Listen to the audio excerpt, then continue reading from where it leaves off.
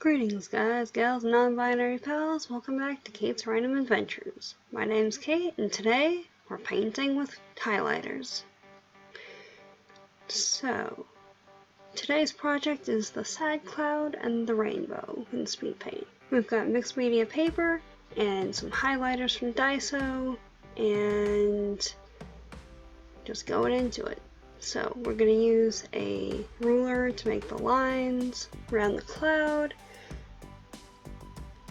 and I've got a Pentel polymer eraser for the erasing. Now, something to be aware of for this. I'm going to use watercolor, and mixed media paper is not suitable really for watercolor. So for purposes of this, and yeah, this is about when the camera cut out for a bit, which it keeps doing because Sony, but the paper isn't really suited for watercolor. It's good for pens, but as you'll see in a bit, it tends to get overworked very easily. And this is me swatching all the Daiso highlighters, none of which end up getting used, and the ones off to the side there are a different kind. Uli. They're Uli highlighters, because the Daiso nibs were not flexible enough to actually do the art with. Do something with them at a later date, but not right now. Using the trusty microns for all the line art, and I wanted to do the cloud with the rainbow lightning bolt in light of everything that's happening right about now, because even with the fear and uncertainty and everything going on, which would be the cloud, there's still bright points, and at this point everyone needs a bit of an extra rainbow anyway. And in this particular image, the cloud is drinking a colorful, well, it will be a colorful blue drink that helps the gray, drabness and uncertainty and fear transmit into a bright, colorful rainbow. So we're using the, what is it called? Fluently. We're using the Fluently markers just for the outline on the main cloud. But using those are kind of Daiso's version of Copics, kind of. And these are the Uli highlighters, and they actually work really well too. They go down really nice. On anything thinner than the mixed media paper, they would probably bleed through to the other side. So I'm not really sure how they would work on regular notebook paper like they're supposed to be used for, but they work pretty well for this. And just, you know, if you're using a lighter color, especially with line art and other colors already there, just make sure that you kind of clean it off, wipe it off once in a while.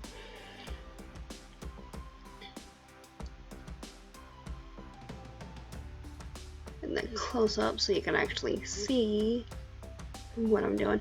The only real issue that I had with the Uli highlighters is that the green and the light blue are basically the same color. As you can see here, but if you reinforce the line art, then it's not too bad. And right now I'm going in with the Stablo fine liners.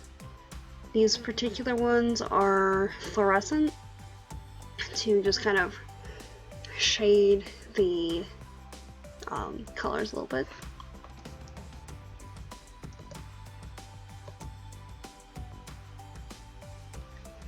And now I'm trying to use the highlighter as watercolor.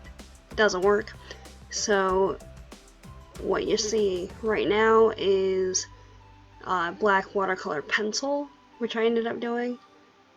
Yeah, I tried the highlighters and it just failed miserably, but the Crayola colored pencil, or the Crayola watercolor pencils really worked well. Which is interesting because I think I've had those for a good decade probably, at least. And this is the first time that I've actually used them successfully. Which I'm pretty impressed with, to be honest.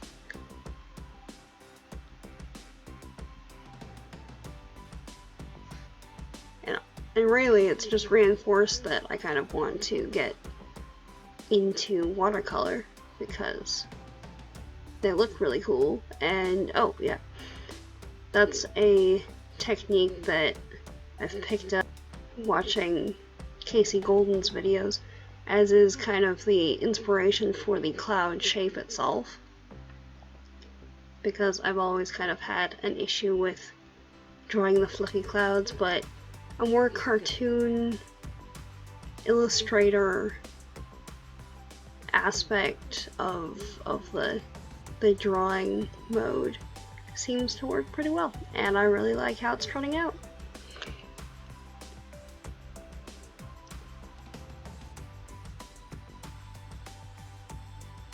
You can see here the clouds all have little faces on them. The moon doesn't, which in a follow-up I might add a little face to the moon, but you get the shadowing on the cloud there just to kind of pop out the dimensionality a little bit.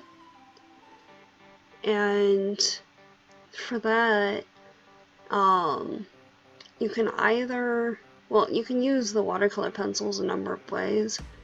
I've got like direct application and then blending it out and putting it on the brush. All of them work really. I've noticed that if you're using the Crayola watercolor pencils, at least, they have to be wet in order to get any kind of like actual pigment payoff though. So that's just something to be aware of when you're going. And if you look, there's a faint circle line around the edge there. That's going to be a background of sorts, which I also kind of got that idea from watching Casey Golden's videos because she's awesome, and I'll leave links to her channel and stuff in the description if you want to check her out because she's really cool.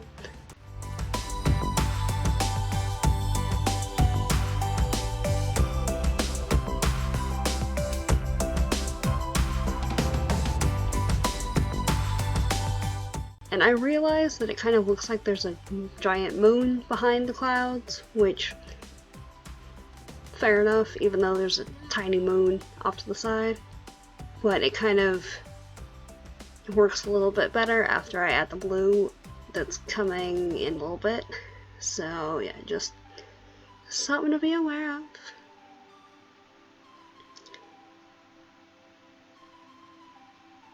That would be a pretty cool way to do a moon though. And in order to get the circle, oh yeah, and for right here I'm just adding a little bit more shading to the lightning bolt so that you can see the accordion bends in it. And for the circle, I just kind of anchored something to the center point and ran the pencil around it so it would get a even circle. Now we've got the blue going around the edge to kind of pop the image back off of the page, and just kind of inject a little bit more color into the background, because that, well, I like monochromatic things, and I'll probably do a lot more with the monochromatics because you have to work with the shading to get it to actually work. This particular one needs the extra color because everything was just kind of gray. Okay, so now the little cloud friend has been drinking from the brightly colored drink that he's got and is now turning blue as the drink is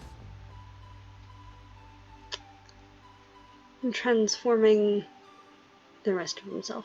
And the other two clouds behind him are in different states of light and dark, just like everything else. But I figured with everything happening right about now,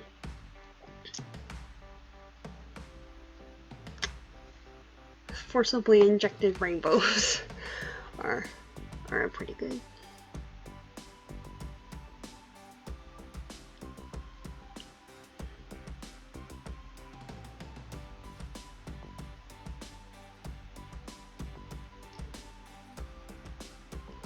And you can kind of start to see in the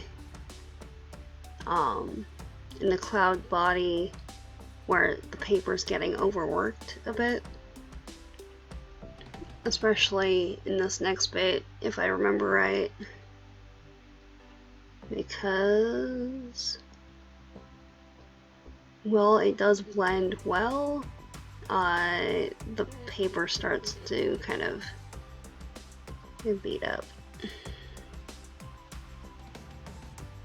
Yep, right there.